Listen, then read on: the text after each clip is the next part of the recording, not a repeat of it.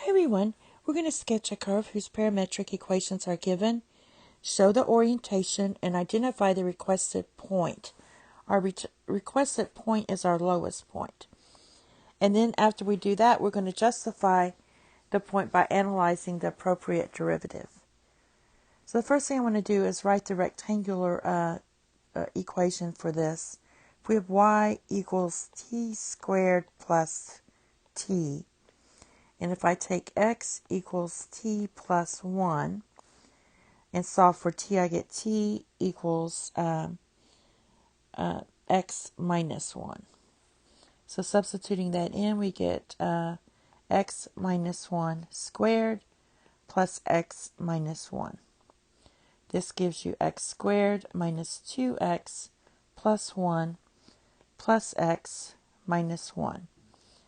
Now this is going to give you x squared minus x. All right, so now we know what it looks like. This is going to be a parabola that opens up, and we are seeking the lowest point. So since it opens up, that means it's going to be the vertex. It's going to be your lowest point. So let's complete the square here. We're going to have y plus 1/4 equals x squared minus x plus 1/4. I just completed the square there. I took half of 1 and squared it and added it to both sides. So simplifying this, we get y equals x minus, you take half of 1, 1/2 squared, and then you're going to subtract this 1/4. So this part just equals that, and then I subtracted the 1/4. So your vertex is 0.5, comma, negative 0.25. Now, that's going to be your minimum or your lowest point. And so we're going to justify that point by analyzing the appropriate derivative. Let's first graph this and sketch the curve. So let's go ahead and take some values here for t. And we have -2, -1, 0, 1. And let's find our x and our y. We're going to do this mentally. So when x is -2, or t is -2 here, x is going to be -1. Our y, -2 squared is 4, plus 1 is 5. So at -1, we're going up to 5.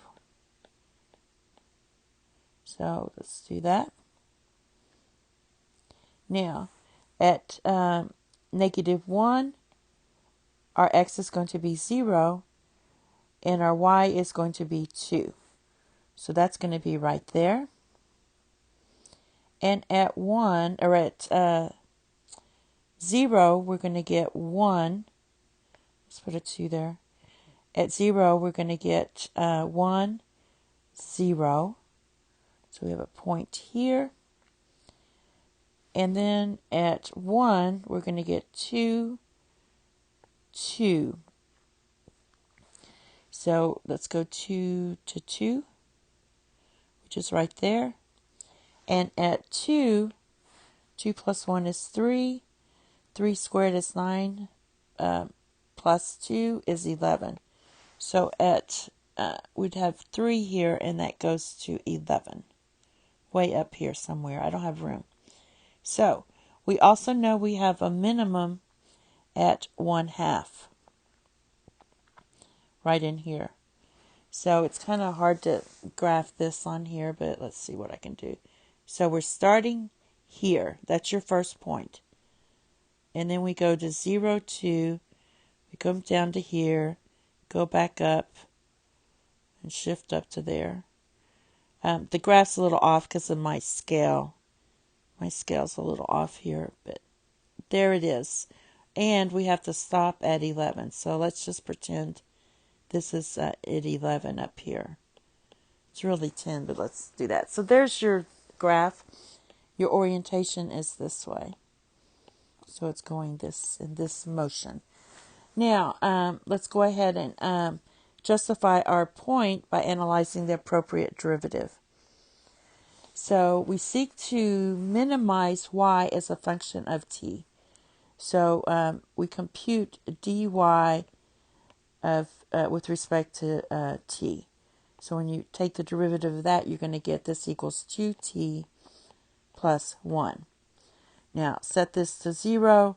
We get t equals negative 1/2. So we want to look at where negative 1/2 to 2, because we're going from negative 2 to 2, and negative 1/2, this is negative 2 to positive 2. So when I substitute in some values here, we're going to get negative. And when I substitute, like say, plug in 1 here, I'm going to get positive. So that would be like it's decreasing and then it's increasing. Okay, so that means there's a relative minimum at t equals negative 0.5. And then our x comma y is at 0.5 comma negative 0.25. And that's it. Thank you. Have a nice day. Bye-bye.